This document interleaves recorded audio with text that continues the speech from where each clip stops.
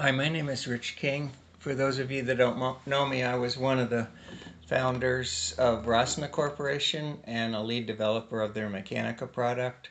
This was a P-adaptive finite element code that had its heyday back in the 90s and was later acquired by PTC.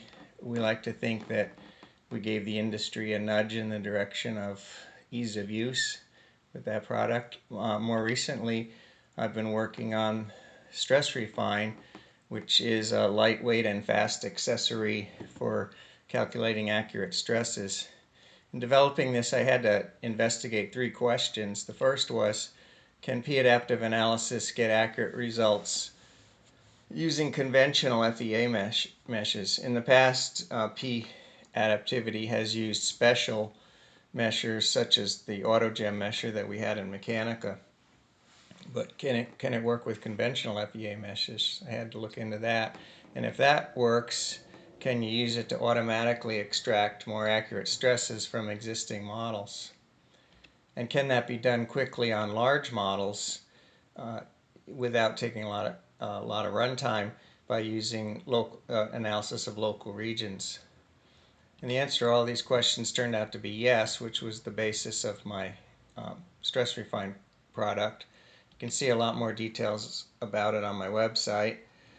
But today I wanted to do a demo of it, so let's dive into that. First, I'm going to start with a simple model. We'll get to a more complicated one later. This is a classic stress concentration problem from Peterson's manual. You expect there to be a sharp stress riser at this fillet here, and I recreated this model. I created this model in the CAD program. I used SolidWorks, and I imported it into FEMAP to analyze it using Nastran, and these are the results. They look pretty reasonable. You definitely picked up the stress riser, and this is the result for stress, 326 MPa. If I zoom in closer, though, there's a little bit that doesn't look quite right here. The stress is varying very sharply in this vicinity, but the mesh is rather coarse. So what can we do to look into that? In the past, the only way to get more accurate stresses was to manually refine the mesh. I personally find this to be kind of a tedious process. It can take multiple steps to get a converged answer. And there's a lot of user intervention, fussing with mesh controls, mesh quality settings, etc. More recently, there's been the advent of adaptive auto meshing, which a lot of commercial codes now have. I've tried the three shown here, and I've gotten really nice results from them. It's a really powerful technique, but it does have some limitations. I've known it to fail on larger models because the mesher can fail to do the refinement, and then the adaptivity just breaks down. It also has some limitations. For example, the one in SolidWorks can't do mixed shell solid models. I'm not sure about the other two. And the other problem is if you've created your model in some other product that doesn't have adaptive meshing, then to use this you may have to recreate your model in a different tool. So it would be nice to have a way to just get better accuracy from the existing mesh without remeshing, and that's what stressRefine does. And as far as I know, it's the only code that does that and does it automatically. So first, let's look into the first option, which is manual refinement. This took me about 15 minutes fussing around. I had to refine the mesh a couple of times to get a converged answer and play with, apply a mesh control and play with settings to get it to refine going into the depth properly. But eventually I got a converged answer, and it's actually much higher than the answer that the default problem got. So the next thing to try is to do it automatically in stressRefine. So here's my stressRefine interface, and the first thing you do is import the model, which goes really fast on a small model like this. my interface, I just show you, the interface is just this little dialog box. You can go into settings to control the adaptive analysis if you like, but I put a lot of effort in stressRefine to get an accurate answer using the default mesh, the default settings. So, and the validation manual shows that this works in the vast majority of cases, and in fact, it will show this on both examples today. So when you solve the problem, what you're doing is performing a p-adaptive solution of the model. You do multiple iterations with increasingly high polynomial order to get more accurate stresses. So let's fire that off. That's what these iterations are. Goes really fast on a little model like this. And we do increasingly high polynomial order and get a nice accurate answer for stress, which this compares very well with the converged VMAP refined mesh. We can bring up the results in a post processor. This is the CGX open source post processor. It's a nice lightweight little post processor, so I ship it with stressRefine as a built-in solution just to get a quick look at the answers. And what I wanted to show you here is that this is the default mesh. I didn't refine the mesh here. This is just the original mesh. And we got a more accurate answer through p-adaptivity. You can also bring the results back into VMAP, which I'll show you on a more complicated example, the next one. So here's the summary of this problem. You can see that the default mesh was in error by quite a bit, and I find this to be the case a lot with stress analysis problems, especially if there are stress concentrations. The answers can look qualitatively reasonable, but they can be in error. So you really have to do something to double check to make sure your stresses are accurate. So in this problem, we did that by manually refining. I didn't show you, but I also solved this problem in SolidWorks with H-adaptivity or adaptive mesh refinement, and it also got a nice answer on this smaller problem. SolidWorks will not be able to do the next problem, the more complicated one that I'm about to show. And stressRefine also got a nice answer on this problem without remeshing. So the question is, how does that work in stressRefine? What's the magic? And I talk about this in detail in my theory manual, but here I just want to give you a brief overview. So let's consider a conventional finite element model, like a mesh, like a 10 element in Nastran. This is shown in 1D. This is a quadratic finite element for displacements.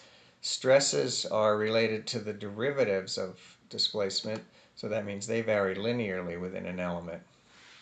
So in order to follow sharp stress risers, stress variations, you need a lot of these little linear segments, which is why you have to refine the mesh.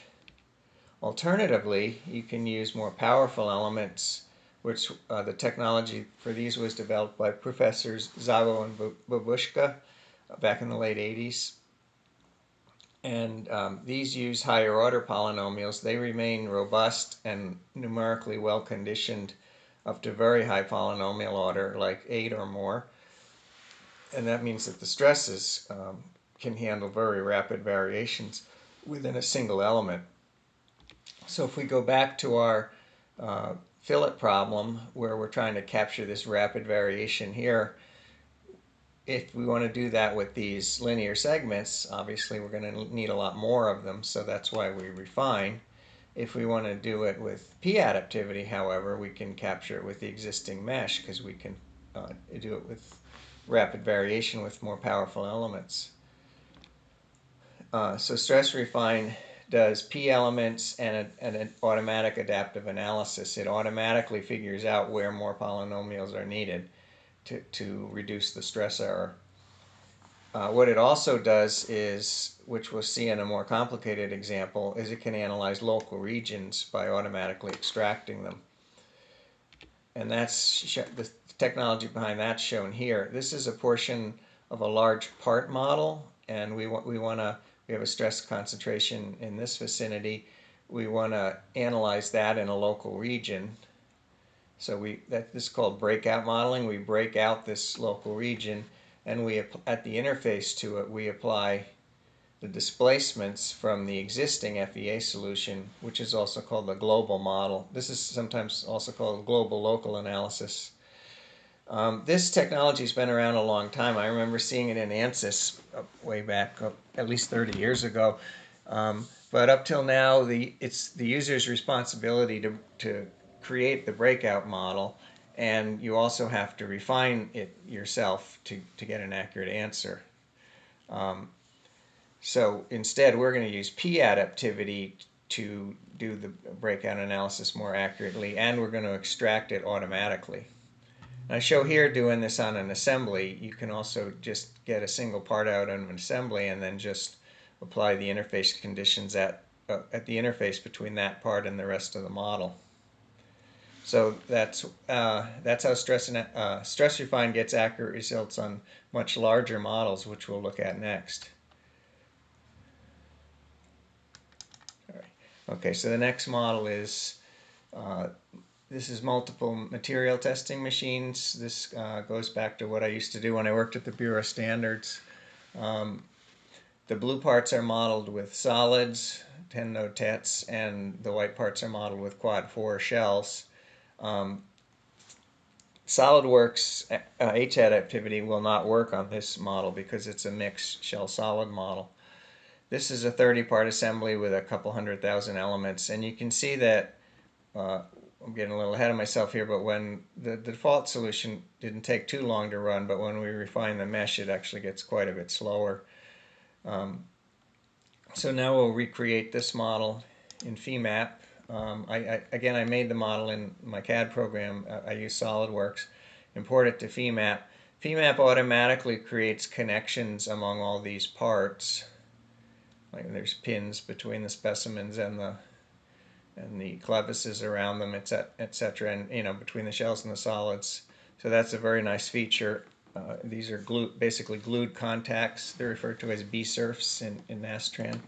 So I run this model in Nastran, and you can't actually see the results here until you zoom in. But again, they look quite reasonable. I've got a max stress at the slit in the specimen here of 0.96 MPa. The results look qualitatively good, but again, are they accurate? So to investigate that, I can't use H-adaptivity on this, so I went to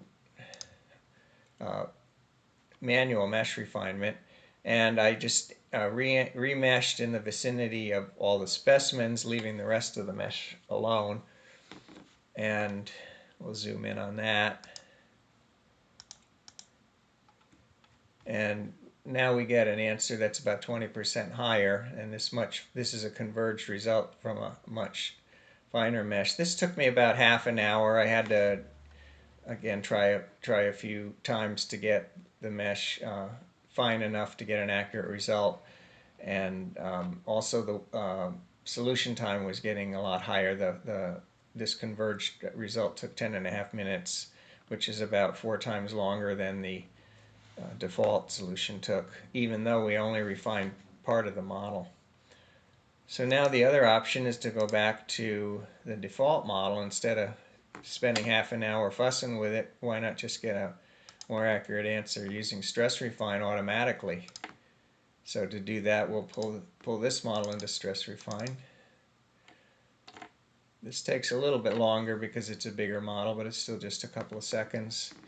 And now the solution is the setting is a little more interesting. Now it's going to analyze a local region, and it's referring to a data table where it's getting the displacements results from. I didn't show you how I created that.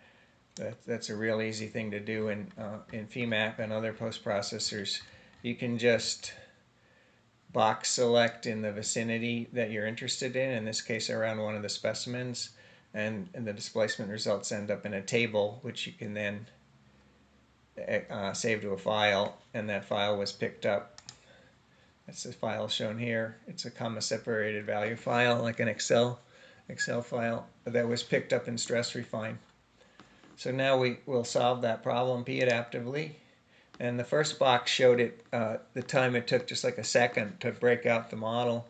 And now it's doing the iterative solution of the breakout model, which is, as you can see, is still quite fast.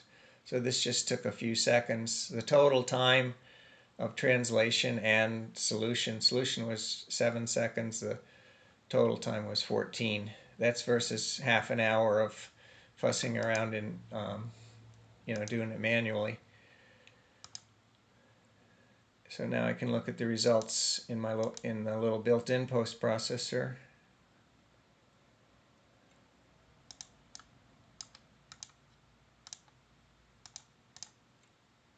And again, and you can see it's just the default mesh, and the results look reasonable and nice and smooth. And again, they're actually much more accurate. They agree with the Nastran results on the refined model. And we can also bring, as I mentioned before, we can bring these results back into FEMAP to look in this post processor. Just import analysis results. And stressRefine has put them back in the same folder that the model was in. This is the ASCII Nastran results format. So I'll bring that in. And I'll tell FEMAP to use the next output set, which is the one we just pulled in. Now if we pull away, you can see there's only results here in the one specimen that we reanalyzed. So stressRefine did not reanalyze the rest of the model. That's how it was able to do it so quickly. And when we zoom in, again, we get very nice stresses in the vicinity of the stress concentration. They look qualitatively similar to the default result, but they're actually 20% higher.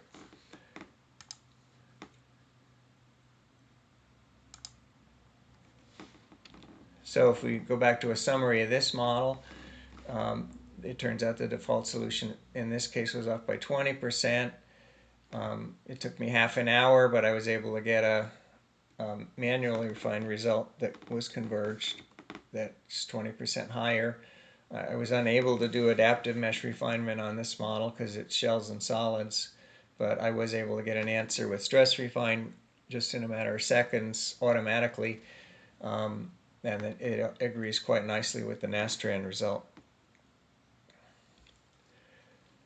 So this is a summary of what stressRefine can do.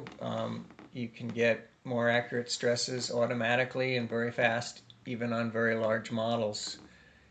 It works directly with Nastran or NX Nastran models and results, and you can use FEMAP or other pre and post processors to get to communicate with stressRefine.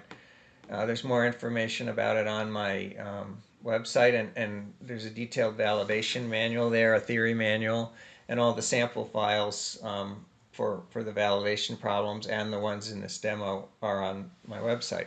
So thanks for watching.